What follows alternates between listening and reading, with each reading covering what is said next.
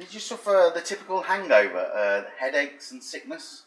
Oh yeah, I used to have them all the time.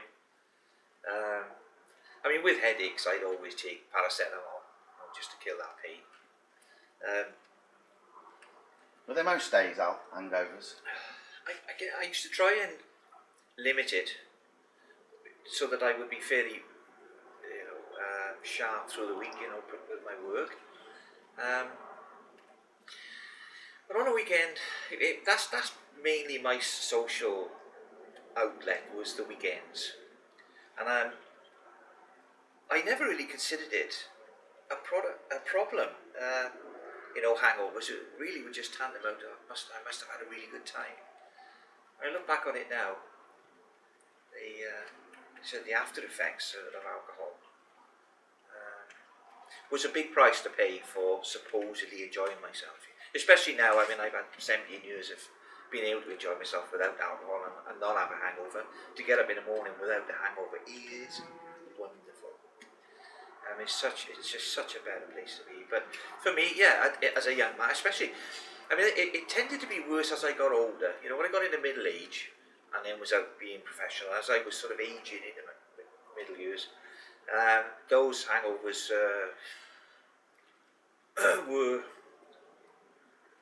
were more problematic, primarily because I didn't sleep. It would disrupt my sleep. Although I would go to sleep quickly because I'd obviously had quite a bit to drink, so I would kind of go off to sleep quickly, but I wouldn't have the proper stages that would allow me to wake in the morning refreshed. I mean, I had a good night's sleep. I really had good night's sleep when I'd been drinking. And what I found, looking back on it now, what I realised with hindsight is, it was like, the hangover for me was like my walls, my peripheral walls would close in. When I was fresh and I'd been sober and drunk for a couple of days or so, my antenna, my receptors were very sharp. So if anyone was around me, I would know. I could pick up on people. I was aware. And if there were conversations going on, I could my antenna, my receptors were good. I mean, they were functioning at full capacity. But after a few drinks, it was like all that would be numb, and all I could kind of see was this little tunnel vision of what was in front of me. And I can remember I used to work in open plan offices, and other offices would have desks and around, and I wouldn't know if people would walk in and out of the office. I wouldn't be aware of it, and I can remember, I can see that now with hindsight. It was like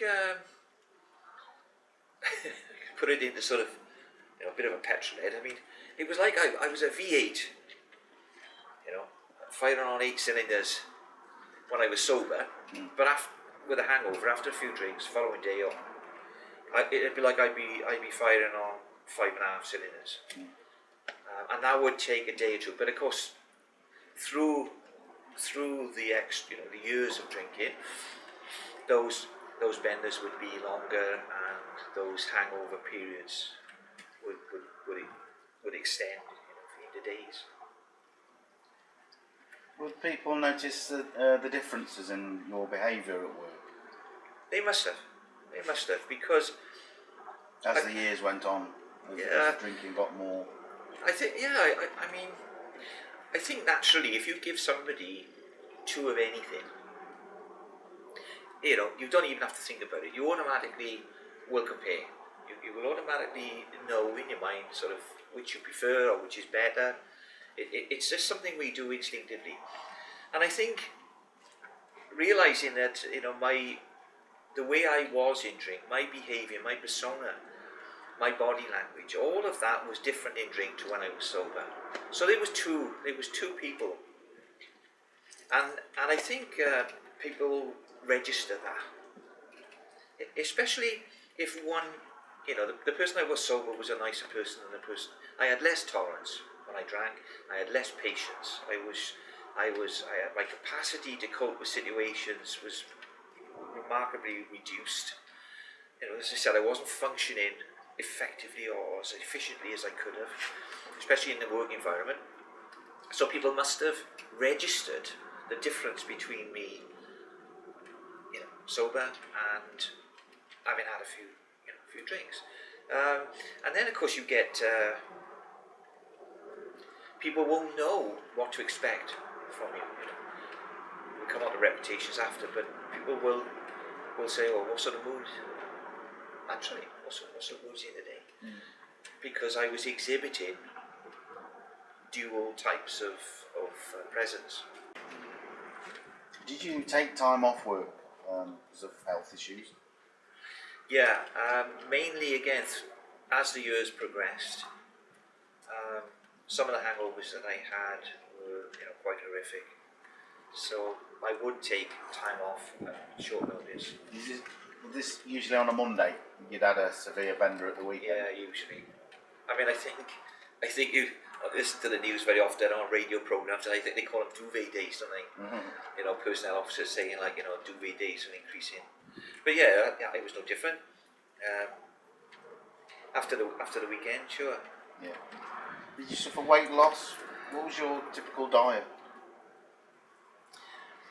Early years of drinking, I would put weight on because of the unhealthy last minute meals, kebabs, 2 minutes before they close and lock up for the Saturday night.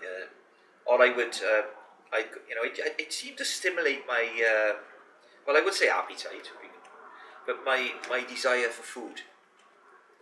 And I'd get in, I'd roll in maybe 1 o'clock, 2 o'clock in the morning, and I'd put the chip fat on, cook some chips, and then I'd have a meal before I go to sleep.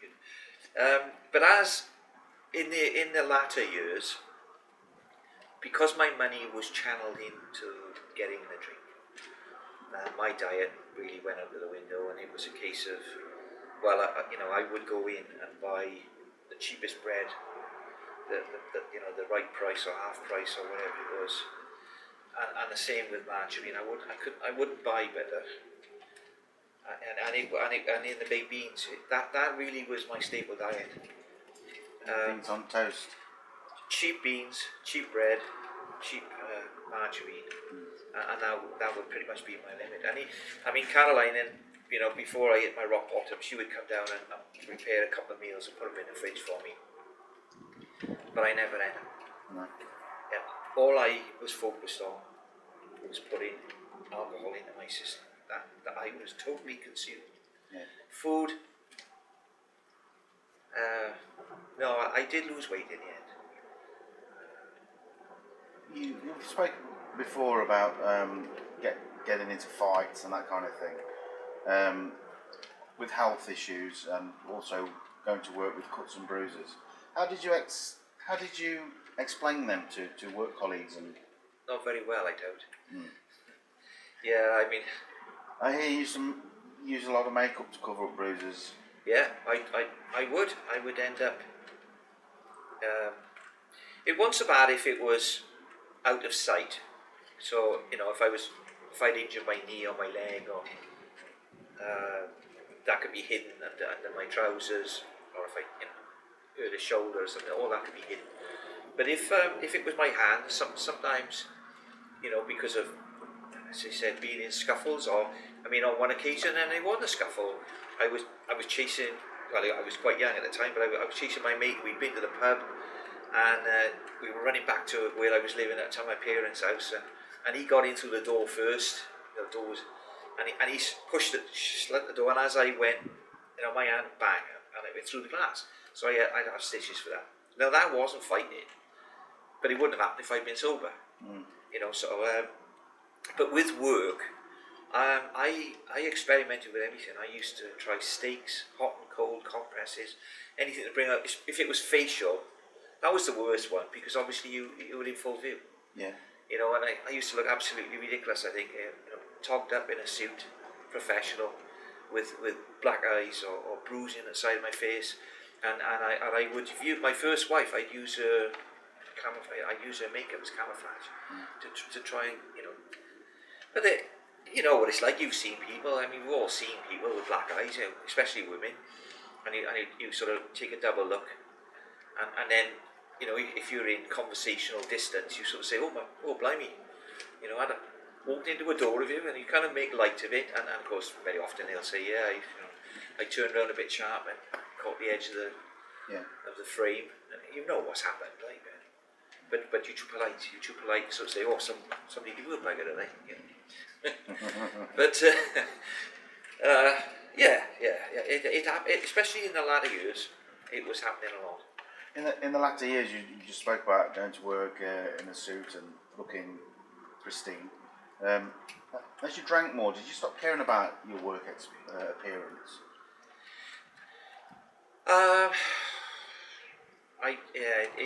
It took effect. Yeah. Usually in the drink. So if I was on a bender for 3 or 4 days, you know, at the start, yeah, I would try and I'd smart myself up. I'd go to the pub or, you know, that type of thing. And but after a day or two, I mean, I can remember vomiting in my bed and again sleeping in that for a few days, just using the same bed and not changing the sheets. Yeah. You know, and I can remember being in a bar. I'd been drinking and I'd gone in late, and it was very busy. There were no seats available, tables or anything. I wanted a lot of room at the bar, so I kind of found myself going into where the pool table was, and there were a couple of young guys in there playing pool, and I just started chatting, and I don't know what I'd said to one of them, but one of them replied back to me saying, oh, it looks like you're falling down at me, mate. Now, and it's strange, I don't know what I said, and I thought I looked dapper, but he saw a different image. Yeah. You know, the vision that was before him was somebody falling down. And I don't mean physically falling down, I mean, you know, metaphorically falling down. I presume you would be looking unshaven and yeah, exactly, a little bit totally, shriveled. absolutely, Yeah. Again, it wasn't something that I was that conscious of. Did you take a lot of time off work due to health issues?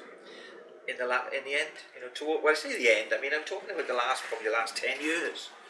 You know, the last 10 years, I mean, I was, again, personnel, or they register if you're off on sick for any length of time, and of course they have you in. But I was sent for counselling for my alcohol consumption, but their philosophy was controlled drinking, you know, and for an alcoholic, that's complete and utter rubbish. You know, if an alcoholic can't control their drinking, that's why they got a problem.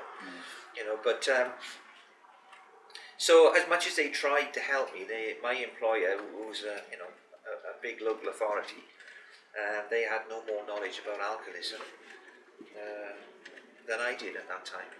So nobody to blame. It's just the way it was, and I'm not sure if it's changing out there now, but. Did you notice differences in health problems the more you drank?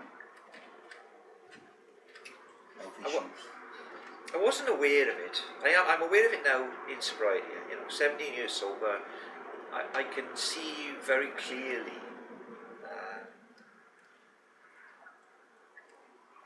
some of the health issues. I mean, you divide them into two really, which is your physical health. Like I said, the cuts, the bruising, those sorts of things, and then the mental health side of it, which are a lot more difficult to register or to be aware of. I mean, again, certainly in the last year before I stopped, I was hallucinating as well, and blackouts. You know, blackouts are periods in your drinking when you have no recollection of what you would do. Those blackouts. Now, I would have been experiencing blackouts many years prior, you know, before I got to a serious stage. But certainly depression. I mean, I know it have caused many people to commit suicide. People that I know that are no longer alive because and these were very talented people. And I put a pipe in my exhaust a couple of times when I was drunk. I thank God I never followed it through for some reason or other. You thought about it. You sat Well, there. I took steps because, again, they say with alcohol, if you got any issues really, and you drink as a means of coping, initially it'll anaesthetize that, like so it'll block it out for the first hour or two.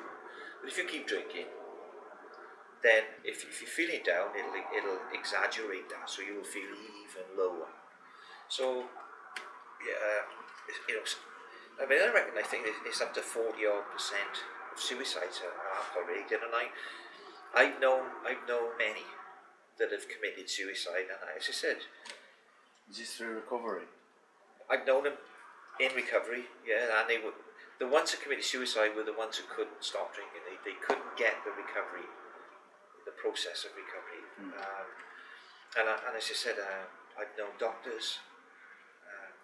I said, and I spoke to one guy very recently, and he was a very respected and very successful lawyer, and he woke up on a railway track very recently, past couple of months. Thank God he came to before the inevitable, totally unaware. And another smashing chap. He's a counsellor in addictions, and a qualified, well, he's a priest as well. And he was sober. He just relapsed, causing tragedy to himself and his two sons and his wife and their family and everything like that. So, but I've known chefs that have committed suicide. I said I knew a guy who was a professor of law at a prestigious university, couldn't stop drinking, and he ended up drowning himself. This is People from all walks of life. all walks of life. Let's put it this way, can you say alcohol causes depression?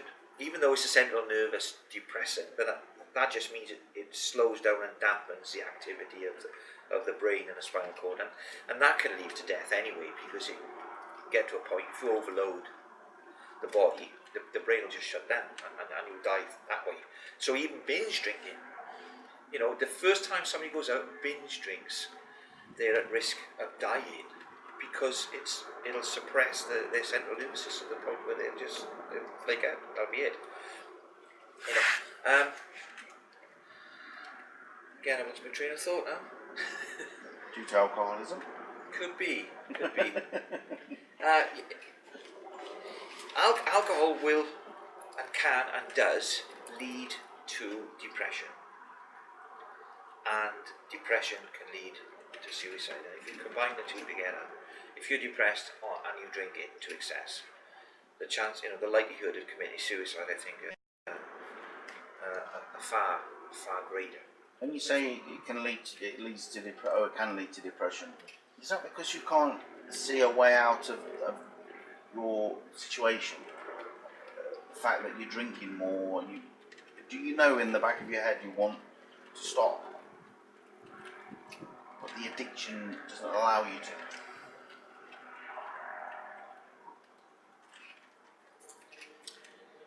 I'm just trying to think back.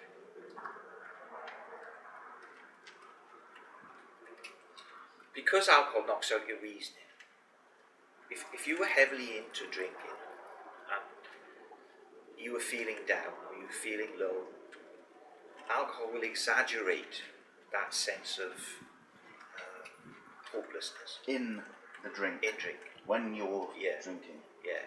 It's like some people, and it can work the other way, and that's why people enjoy alcohol, because, they'll, if they're feeling in a good mood and have a drink, that euphoric effect, it'll be exaggerated, it'll expand it, it'll blow it out of proportion to where you were. You can be happy, but alcohol can make you feel euphoric, but it can have the adverse effect as well. So if you're feeling down, as I said, although initially after the first couple of drinks, you will get that anesthetic effect. So if you're worried, let's say you're stressed at work, or there's a possibility you may lose your job. So you've got this anxiety, you've got this fear. You take a couple of drinks, and it'll knock that out, and you'll feel okay, neutral. But if you carry on drinking, that undermining anxiety will come back through the back door, and it'll be expanded. You'll feel a complete sense of hopelessness, and it can, as you said, because it short circuits the brain and the neurons, what do you call it, the neurons in the brain, the brain cells, and all sorts of things happen. Reason goes out the window, really. Yeah. Has drinking led to other diseases or health effects within you? I've been lucky, but again, I've known a couple of people that have died from pancreatitis, the inflammation of the pancreas, again due to alcohol consumption. I started to get jaundice of the liver. The whites of my eyes started going yellow, because the body, the liver will break down most of the ethanol, about 90%, I think it is. But then some of the last 10% can find its way out through your skin, through the pores of the skin, and in your breath. And I used to get this yellow discoloration of the eye, and my skin used to smell of ethanol. I used to smell it. Well, not of ethanol. It is the byproducts, the aldehydes of formaldehyde, I think, or something like that. I'm not sure exactly, but there's a distinctive odour to it, and I would detect that on myself, and that's not pleasant. No. And you used to go to work. Yeah. So your colleagues would notice. Yeah. I mean, the lengths I went to try and shower, to try and wash the smell off, and to use mouthwashes and things like that, just to try and cover up again, the circumstances, the after effects of my alcohol consumption. And in a way, again, from where I am now, from the perspective of 17 years sober and of enjoying life, I did consider a couple of times that I was going insane. And in reality, that wasn't far from the truth. The lengths that I went to get alcohol, to keep drinking, given all the after effects, the consequences, the circumstances, the dire consequences, the dire circumstances, to not perceive how that was destroying my life is a form of insanity. Because every time I thought, insanity is doing the same thing, and expecting a different outcome. With drinking, I kept drinking, expecting a different outcome, because I never wanted those things to happen. But they all, they did, and progressively they got worse. Again, I've been very fortunate, because a lot of people experience these serious issues very early into their drinking careers. I managed to go quite a long time, many, many years, before I started to see the real, certainly before I perceived them to be. I guess psychological. It undermines self-confidence, which is mental. My capacity, it most definitely undermined confidence. So there's a mental deterioration, and that would have been. Once I felt more confident in drink, coming out of it, you'd go the other way.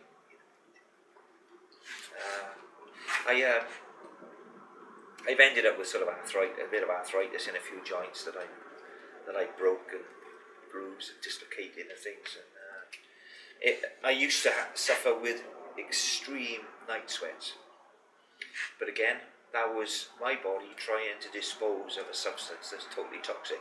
The human body, the human system, has no use for ethanol whatsoever. It's completely toxic, and it's got to get rid of it. So the amount of years you drank then, you've been very, very lucky. God, yeah. Oh, yeah, absolutely. 30 years drinking? 20 from 60, 40, well, 40 minus 17, 23. 23 years. 23 years of drinking. Yeah. It's so sad that I've known so many people that are no longer with us.